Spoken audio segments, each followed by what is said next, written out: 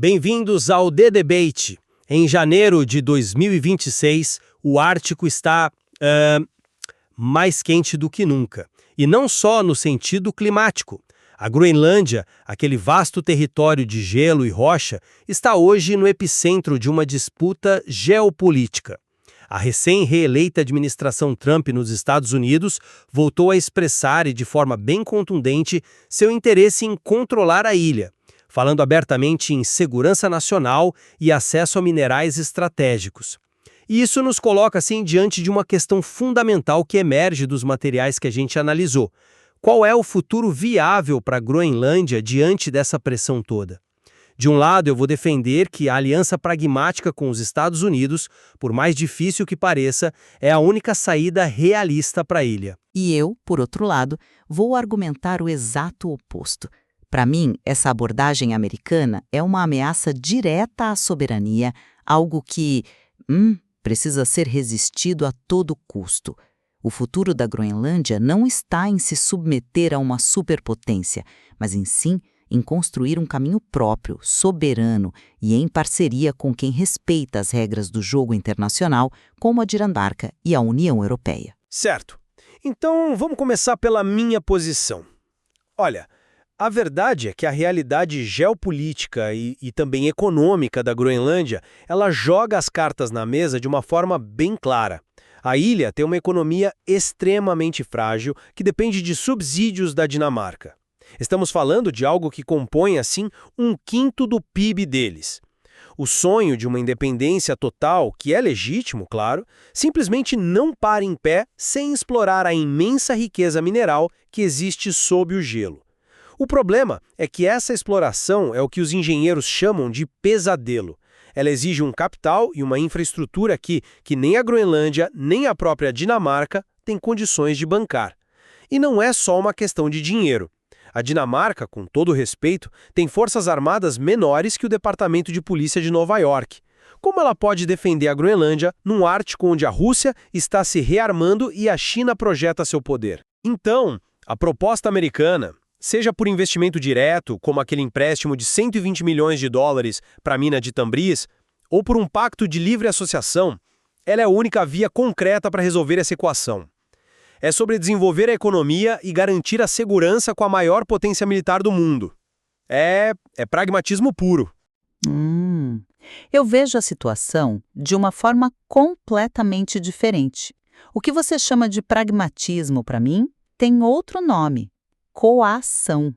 É uma coação que passa por cima do princípio mais básico do direito internacional, que é a autodeterminação dos povos. Os líderes da Groenlândia e da Dinamarca já disseram com todas as letras: a Groenlândia não está à venda. E isso não é uma frase de efeito. A Lei de Autogoverno de 2009 garante ao povo groenlandês o direito de decidir seu futuro, né? A retórica de Washington, que fala em ignorar o direito internacional e até em sacrificar a OTAN, isso não é a fala de um parceiro, é a de uma potência imperialista do século XIX. E essa ideia de que a mineração em larga escala é a salvação iminente, ela ignora o que está acontecendo no local. A eleição de 2021 ficou conhecida como a eleição da mineração. O resultado? O povo elegeu um governo que proibiu a extração de urânio, o que na prática bloqueou o gigantesco projeto de terras raras de Kvanefjeld. E por quê? Por causa de preocupações ambientais e sociais muito profundas. O futuro da Groenlândia não pode ser leiloado em troca de promessas de riqueza que atropelam a vontade popular. A alternativa existe e está no fortalecimento dos laços com parceiros como a União Europeia, que opera num quadro de cooperação, não de dominação. Você toca num ponto importante, que é a soberania. Mas essa ideia de soberania que você defende, como ela se sustenta na prática? Soberania é um conceito meio vazio se você não tem como defendê-la. A presença militar americana na base espacial de Pituffik é hoje a espinha dorsal da defesa do Ocidente no Ártico e, por consequência, da própria Groenlândia. Não, pera um pouco. A base de Pituffik opera dentro de um acordo com a Dinamarca, como parte da estrutura da OTAN. Ela não é um argumento para a dominação americana, mas sim um exemplo de cooperação de defesa. Mas quem garante essa cooperação na prática? A Dinamarca, sozinha, não tem capacidade nem de vigiar o vasto espaço aéreo e submarino ao redor da ilha. A Rússia testa as defesas aéreas da OTAN na região constantemente. A soberania, nesse caso, não é só uma palavra bonita no papel. Mas aí você cria uma falsa dicotomia. A maior ameaça à segurança da região, neste momento, parece vir justamente da imprevisibilidade de um aliado da OTAN. A primeira-ministra dinamarquesa foi muito clara ao alertar que um ataque dos Estados Unidos à Groenlândia significaria o fim da aliança. A segurança coletiva da OTAN, que já cobre a Groenlândia, é o mecanismo correto para lidar com isso. Não se pode comprar segurança ao preço da soberania. Certo, mas a OTAN depende esmagadoramente do poderio militar americano. Falar em segurança coletiva sem reconhecer esse fato é se iludir um pouco. A questão não é se a OTAN pode defender a Groenlândia, mas se a Dinamarca tem os recursos para fazer a parte dela. E a resposta honesta é não. Um acordo de livre associação como o que os Estados Unidos têm com nações do Pacífico não é anexação.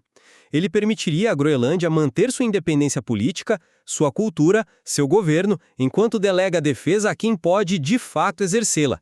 E isso traria a estabilidade necessária para atrair os investimentos de que a ilha precisa. Eu simplesmente não compro esse argumento. O modelo de livre associação que você cita com as nações do Pacífico é visto por muitos como uma forma de neocolonialismo disfarçado. Eles entregam a defesa e a política externa em troca de um cheque. Isso é soberania de verdade? Ou é se tornar um protetorado moderno? Submeter-se a ultimatos que minam a confiança e a ordem internacional não é uma estratégia de segurança, é uma rendição. A resposta é fortalecer a cooperação dentro da aliança, não ceder a ameaças que a destroem por dentro. E isso nos leva diretamente à questão da viabilidade econômica, que é o outro pilar da minha argumentação. A riqueza mineral da Groenlândia é, de fato, imensa. Estamos falando de um dos maiores depósitos de terras raras do mundo em Kvanefjeld e potencialmente o maior em Tanbreez, com uma alta concentração de terras raras pesadas que são, assim, absolutamente cruciais para a tecnologia de defesa e para a transição energética. Certo. Ninguém nega o potencial geológico. A questão é como transformar isso em realidade. Exato.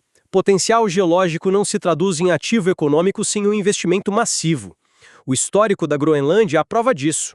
Hoje, existem apenas 2 minas ativas. É por isso que o capital americano é essencial. Sem ele, para quem a Groenlândia vai recorrer? A resposta já está aí, a China. A empresa chinesa Sheng Resources já é a maior acionista do projeto Kvanefjeld.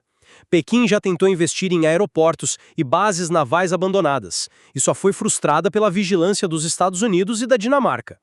Sem um contrapeso americano forte, a Groenlândia corre o risco real de cair na esfera de influência de Pequim. E aí, eles trocariam a dependência de Copenhagen pela dependência de um adversário estratégico, que não tem o menor pudor em usar a dívida como arma geopolítica. Mas você fala desse potencial como se fosse um caixa eletrônico esperando para ser aberto. A realidade no terreno é muito mais complicada. Essa visão superestima o potencial imediato e subestima, assim, brutalmente, os obstáculos. A exploração mineral lá enfrenta um clima dos mais hostis do planeta e uma infraestrutura que é praticamente inexistente. A Groenlândia inteira tem cerca de 150 quilômetros de estradas pavimentadas. É um território 3 vezes maior que o Texas. Os custos operacionais são proibitivos. Mas esse é exatamente o meu ponto. São esses custos proibitivos que exigem um ator com o peso dos Estados Unidos. Nenhum outro país ou bloco tem a capacidade de mobilizar o tipo de capital e tecnologia de engenharia necessários para viabilizar esses projetos em escala. Mas você continua ignorando o obstáculo mais importante de todos, a oposição local. O movimento Urânio Não, que levou à eleição de 2021, não foi um acidente. Foi expressão da vontade de um povo que não quer ver suas terras, sua cultura de caça e pesca, destruídas em nome de uma mineração predatória. A proibição da extração de urânio, que paralisou Kvanefjeld, foi uma decisão democrática. O projeto Tambris, que você mencionou, embora licenciado, ainda precisa de centenas de milhões em investimentos e enfrenta os mesmos desafios logísticos e a mesma desconfiança da população. Mas uma eleição não congela a geopolítica para sempre. A necessidade econômica não desapareceu só por causa daquela votação, certo? O que você propõe na prática?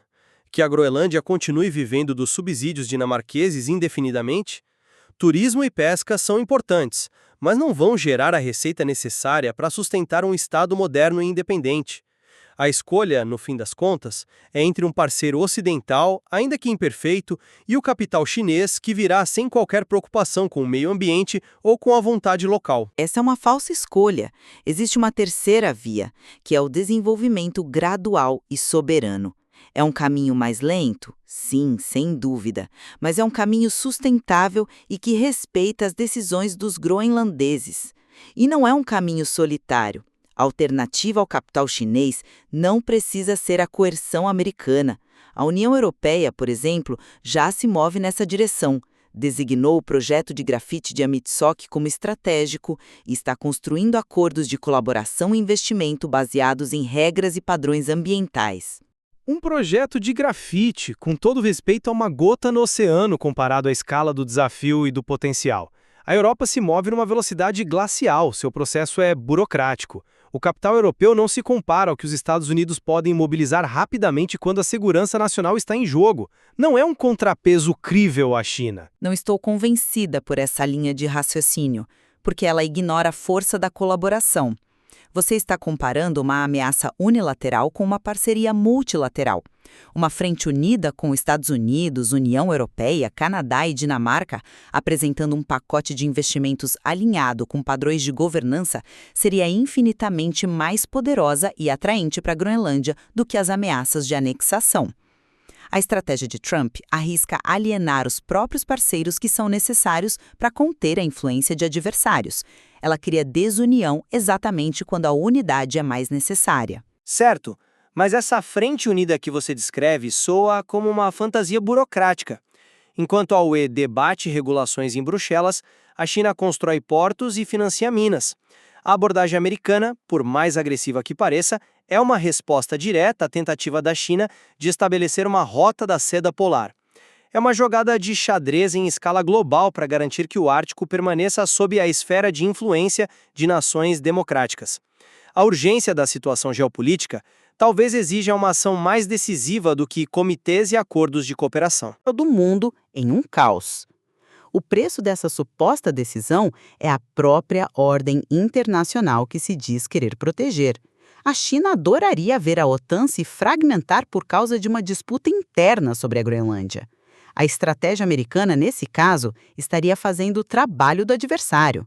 A verdadeira força não está na coerção, mas em apresentar um modelo de parceria que seja genuinamente mais atraente que o chinês, baseado no respeito e no benefício mútuo. Em resumo, a minha visão é que a situação da Groenlândia, por mais complexa que seja, nos força a uma escolha pragmática.